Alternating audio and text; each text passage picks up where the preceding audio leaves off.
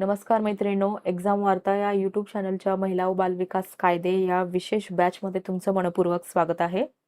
आजच्या व्हिडिओमध्ये आपण या ठिकाणी अंगणवाडी मुख्य सेविका पर्यवेक्षिकेच्या 22 फेब्रुवारी 2025 रोजी झालेल्या पेपरमधील कायदे या घटकावरील प्रश्नांचे विश्लेषण पाहत आहोत. आजचे हे विश्लेषण परीक्षेच्या दृष्टीने अत्यंत महत्त्वाचे आहे. त्यासाठी व्हिडिओमध्ये स्किप न करता एंडपर्यंत पाहायचं आहे. ठीक आहे. सो सुरुवात करूया आपल्या आजच्या स्पेशल सेशनला. प्रश्न पहा. अपराधी परिवीक्षा अधिनियम 1958 अंतर्गत परिवीक्षा अधिकारी म्हणजे डॅडॅश अंतर्गत परिवीक्षा अधिकारी म्हणून नियुक्त केलेला किंवा मान्यता प्राप्त अधिकारी. पहा मैत्रिणींनो, या प्रश्नाचं उत्तर आहे ऑप्शन 2 कलम 13. अपराधी परिवीक्षा अधिनियम 1958 अंतर्गत परिवीक्षा अधिकारी म्हणजे कलम 13 अंतर्गत परिवीक्षा अधिकारी म्हणून नियुक्त केलेला किंवा मान्यता प्राप्त अधिकारी. ठीक आहे. परिवीक्षा अधिकाऱ्याची नियुक्ती कोणत्या कलमानुसार होते तर कलम 13 नुसार होते. आणि कलम 14 मध्ये या अधिकाऱ्याचे कर्तव्य देण्यात आलेले आहेत. ठीक आहे. कलम 14 मध्ये कर्तव्य देण्यात आलेले आहेत. या अधिनियमाचा उद्देश काय आहे? अपराधी परिवीक्षा अधिनियम 1958 याचा उद्देश काय आहे? तर या कायद्याचा मुख्य उद्देश आहे पहिल्यांदाच गुन्हा करणाऱ्यांना थेट तुरुंगात न पाठवता त्यांच्यात सुधारणा घडवून आणणे. आलं लक्षात? काय उद्देश आहे अपराधी परिवीक्षा अधिनियमाचा? तर पहिल्यांदाच गुन्हा करणारे जे गुन्हेगार आहेत, ठीक आहे, किंवा जे अपराधी आहेत ज्यांनी पहिल्यांदा गुन्हा केलेला आहे, अशांना थेट तुरुंगात न पाठवता त्यांच्यात सुधारणा घडवून आणणे. ठीक आहे. आलं लक्षात? त्याच्यानंतर नेक्स्ट क्वेश्चन पाहूयात. Next question. पॉक्सो अधिनियमानुसार बालकांवर लैंगिक अत्याचारासाठी कमाल शिक्षा किती आहे? कमाल शिक्षा विचारलेली आहे पॉक्सो ऍक्ट मधील. तर पहा मैत्रिणींनो, या प्रश्नाचं उत्तर आहे ऑप्शन 4 अजन्म कारावासाची शिक्षा किंवा मृत्यूदंड. ठीक आहे. अजन्म कारावास किंवा मृत्यूदंड ही पॉक्सो ऍक्ट मधील सर्वात जास्त किंवा कमाल शिक्षा आहे. पॉक्सो ऍक्ट आणि जे ऍक्ट हे दोन जे कायदे आहेत ते आपल्या परीक्षेच्या दृष्टीने अत्यंत महत्त्वाचे आहे. IMP कायदे आहेत. हे कायदे गेम चेंजर आहेत. म्हणजे हे असे कायदे आहेत याच्यावरती 100% प्रश्न विचारलेच जातात. याचा अर्थ असा नाही की बाकीचे कायदे इतके महत्त्वाचे नाहीये, ते सुद्धा महत्त्वाचे आहेत, बट हे दोन कायदे IMP आहेत. ठीक आहे. सो पॉक्सो ऍक्ट मधील सर्वात जास्त किंवा कमाल शिक्षा आहे अजन्म कारावास किंवा मृत्यूदंड. पॉक्सो ऍक्ट जो आहे तो 14 नोव्हेंबर 2012 रोजी अंमलात आला किंवा लागू झालेला आहे. कायदा लागू झालेला जो दिनांक असतो तो परीक्षेच्या दृष्टीने खूप महत्वाचा असतो. ठीक आहे, लक्षात ठेवा. 2019 मध्ये या कायद्यात एक सुधारणा करण्यात आली, ती अमेंडमेंट ज्याला म्हणतो आपण.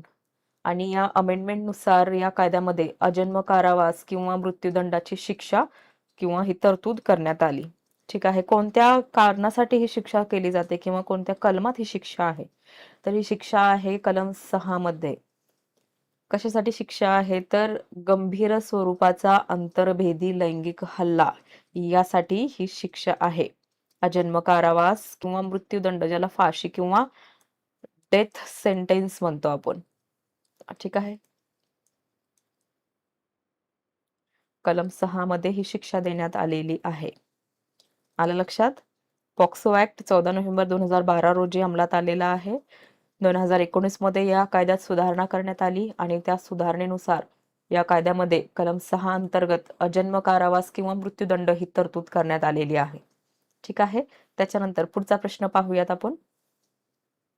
बालविवाह प्रतिबंधक कायदा 2006 नुसार भारतातील मुलींचे लग्नासाठी किमान कायदेशीर वय किती आहे?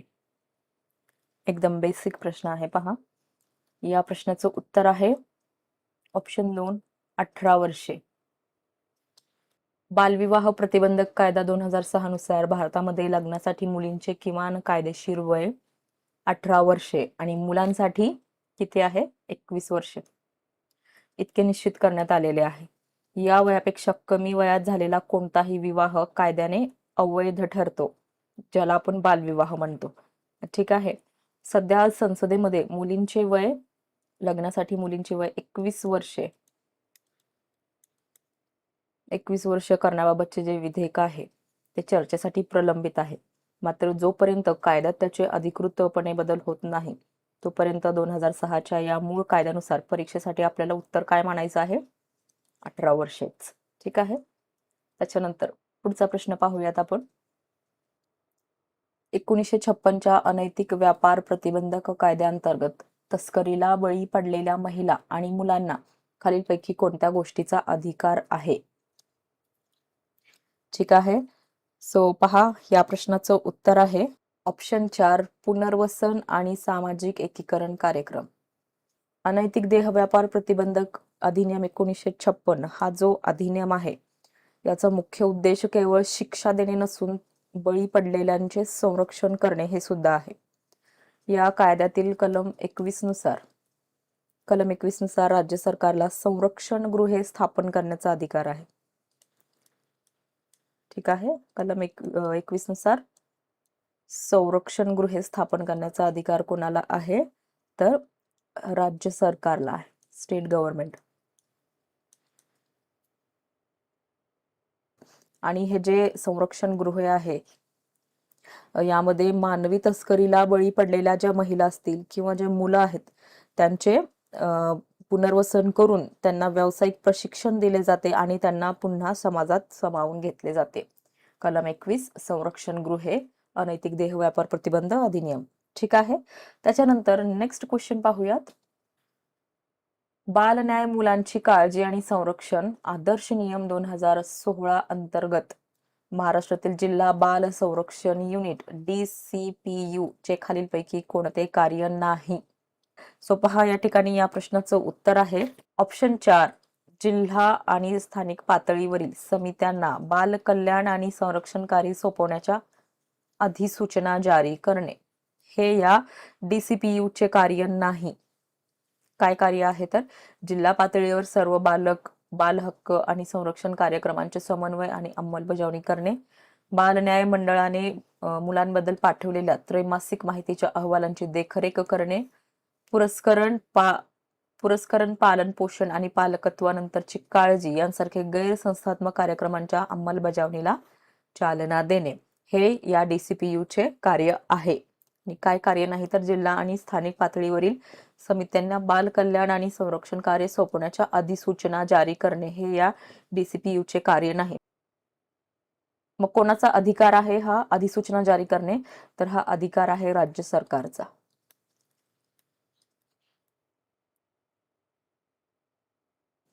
आता आपल्याला बाल न्याय मुलांची काळजी व संरक्षण अधिनियम तर माहित आहे, बट हे बाल न्याय मुलांची काळजी व संरक्षण आदर्श नियम काय आहे? तर कोणत्याही मुख्य अधिनियमाची अंमलबजावणी करण्यासाठी त्याला पूरक असे नियम बनवले जातात. हे बाल न्याय मुलांची काळजी आणि संरक्षण आदर्श नियम जो आहे हे सेंट्रल गव्हर्नमेंटच्या महिला व बाल विकास विभागाने तयार केलेले आहेत.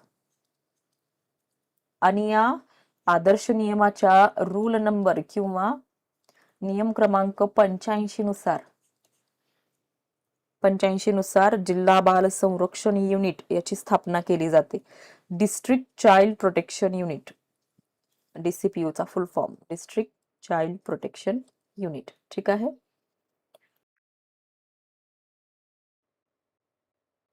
पुढचा प्रश्न पहा. लैंगिक अपराधापासून बालकांचे संरक्षण पॉक्सो अधिनियम 2012 अंतर्गत गंभीर लैंगिक अत्याचारासाठी किमान शिक्षा किती आहे? ठीक आहे. तर पहा मैत्रिणींनो, या प्रश्नाचं उत्तर आहे ऑप्शन 2, 5 वर्षे कारावासाची शिक्षा.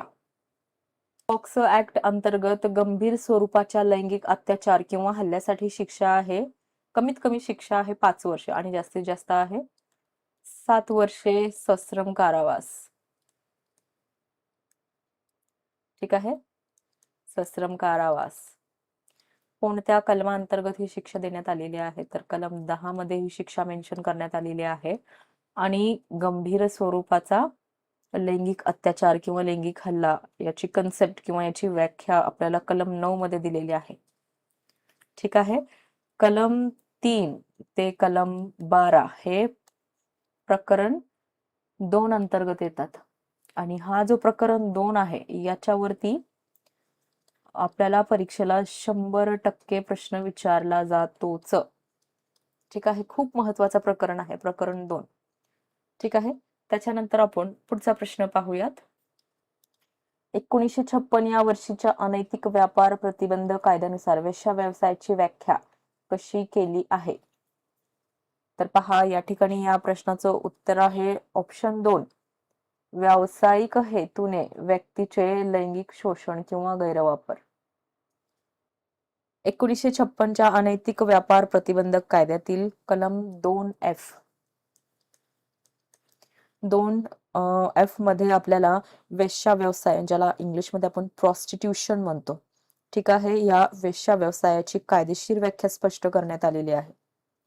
आपल्या परीक्षेच्या दृष्टीने सर्वात महत्वाचा मुद्दा म्हणजे कायद्यामध्ये व्यावसायिक हेतू म्हणजे कमर्शियल पर्पज किंवा आर्थिक मोबदला हे जे शब्दप्रयोग आहेत ते कळीचे आहेत. तसेच या कायद्यात केवळ महिला असा उल्लेख नसून व्यक्ती असा शब्द किंवा असा उल्लेख करण्यात आलेला आहे. त्यामुळे स्त्री, पुरुष किंवा तृतीयपंथी अशा सर्वांना कायद्याचे समान संरक्षण मिळते. ठीक आहे, आलं लक्षात? त्याच्यानंतर पुढचा क्वेश्चन आपण पाहूयात. बाल सल्लागार केंद्रांद्वारे प्रदान केलेल्या सेवांचा एक प्रमुख घटक कोणता आहे? तर पहा, या ठिकाणी या प्रश्नाचं उत्तर आहे ऑप्शन 2. मानसिक आधार आणि संकटकालीन हस्तक्षेप. बाल सल्लागार केंद्रे ही प्रामुख्याने बाल गुन्हेगारी रोखण्यासाठी आणि समस्याग्रस्त मुलांच्या मानसिक आरोग्यासाठी काम करतात. जेव्हा मुले एखाद्या मानसिक धक्क्यातून, अत्याचारातून किंवा कायदेशीर संघर्षातून जात असतात, तेव्हा त्यांना सायकॅट्रिस्टच्या मार्फत मानसिक आधार देणे आणि योग्य वेळी संकटकालीन हस्तक्षेप करणे हे या केंद्राचे प्रमुख उद्दिष्ट असते. ठीक आहे, बाल सल्लागार केंद्र. त्याच्यानंतर पुढचा प्रश्न पाहूयात.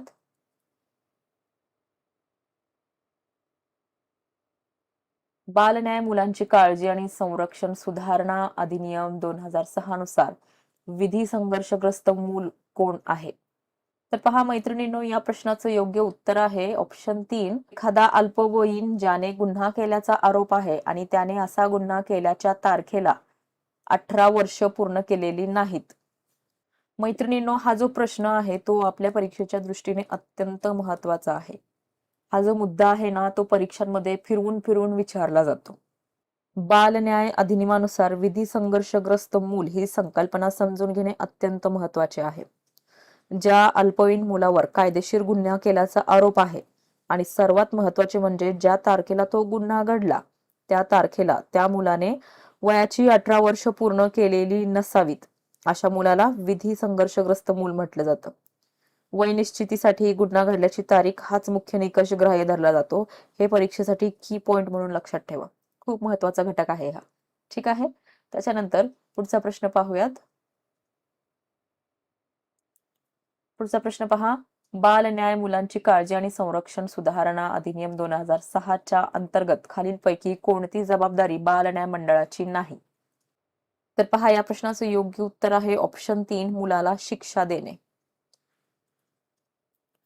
बाल न्याय मंडळ, ज्युव्हेनाइल जस्टिस बोर्ड, JJB ज्याला शॉर्ट मध्ये आपण म्हणतो, याची स्थापना गुन्हेगारीत अडकलेल्या अल्पवयीन मुलांच्या प्रकरणाची सुनावणी करण्यासाठी केली जाते. ठीक आहे, कायदेशीर संरचनेनुसार JJB मध्ये एक प्रथम वर्ग न्यायदंडाधिकारी असतो आणि 2 सामाजिक कार्यकर्ते असतात आणि या 2 सामाजिक कार्यकर्त्यांपैकी एक महिला असणे अनिवार्य असते. भारतीय न्यायव्यवस्थेत अल्पवयीन मुलांना पारंपरिक न्यायालयाप्रमाणे कठोर शिक्षा देणे हा या JJBचा कायदेशीर उद्देश नाही. ज्युव्हेनाइल जस्टिस बोर्ड जे आहे त्याला मुलांना शिक्षा देण्याचा अधिकार नाही.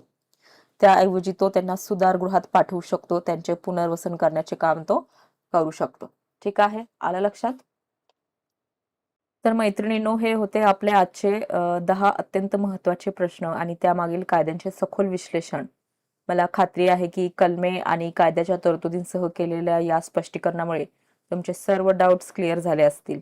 मैत्रिणींनो, नेक्स्ट सेशनमध्ये आपण एक महत्त्वपूर्ण अधिनियम पाहणार आहोत. तोपर्यंत तुम्ही या ठिकाणी पाहिलेल्या PYQ चे रिव्हिजन करा. Best wishes for your study. Thank you for watching.